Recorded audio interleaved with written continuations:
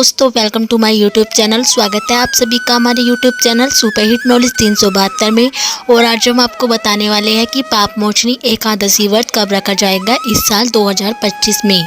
जी हाँ दोस्तों, आज हम आपको पापमोचनी एकादशी व्रत की सही तारीख बताएंगे और साथ ही हम आपको ये भी बताएंगे कि एकादशी तिथि का प्रारंभ कब होगा और इसका समापन कब होगा। इसके साथ ही हम आपको व्रत पारण का समय भी बताएंगे और पापमोचनी एकादशी व्रत की पूजा विधि भी बताएंगे। और इसके साथ ही हम आपको पापमोचनी एकादशी व्रत के दिन करने वाले कुछ आसान से उपाय बताने वाले हैं और पापमोचनी एकादशी व्रत के नियम भी बताने वाले हैं। पापमोचनी एकादशी का मतलब है पाप को नष्ट करने वाली एकादशी। इस दिन भगवान विष्णु की विधि विधान से पूजा की जाती है और कहा जाता है कि इस एकादशी के दिन किसी से बुरा या झूठ भूल से भी नहीं बोलना चाहिए। ऐसा करने से हमें हमारी पूजा व्रत का फल नहीं मिलता है।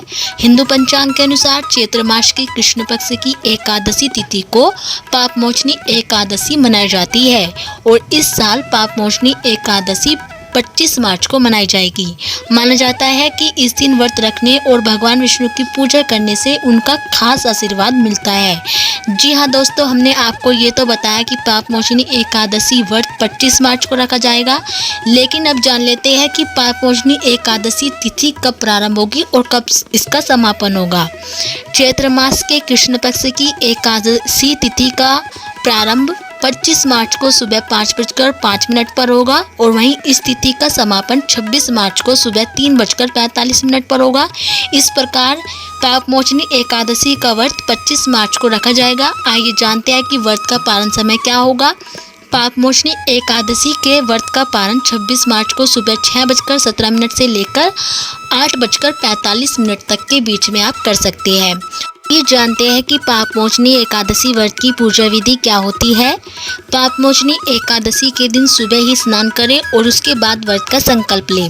उसके बाद भगवान विष्णु की षोडशोपचार विधि से पूजा करें और पूजन के दौरान भगवान जी को धूप, दीप, चंदन और फल इत्यादि चीजें अर्पित करें और आरती से पूजा समाप्त करें।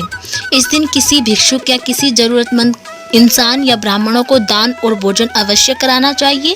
इससे आपको शुभ फल की प्राप्ति होगी। अगले दिन द्वादशी पर पारण के बाद व्रत खोना चाहिए। तो दोस्तों, ये थी पापमोचनी एकादशी व्रत की पूजा विधि। अब जान लेते हैं इस दिन कौन से उपाय करने चाहिए।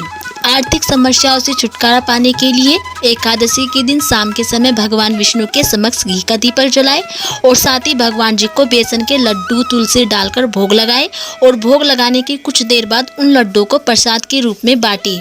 ऐसा करने से आपको कभी भी आर्थिक तंगी से नहीं गुजरना पड़ेगा और न ही धन को लेकर कोई समस्या होगी।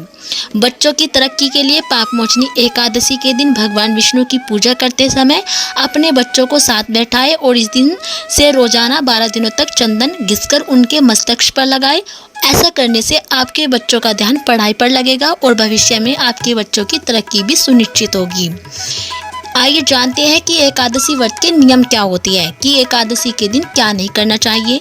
इस व्रत को 2 तरह के रखा जाता है, निर्जल या फलाहारी तरीके से। निर्जल व्रत सिर्फ वही लोग रखें जो पूरी तरह से स्वस्थ हो, बाकी लोग फलाहारी व्रत रख सकते हैं। इस व्रत से एक दिन पहले यानी दशमी तिथि को सिर्फ एक बार भोजन करना चाहिए।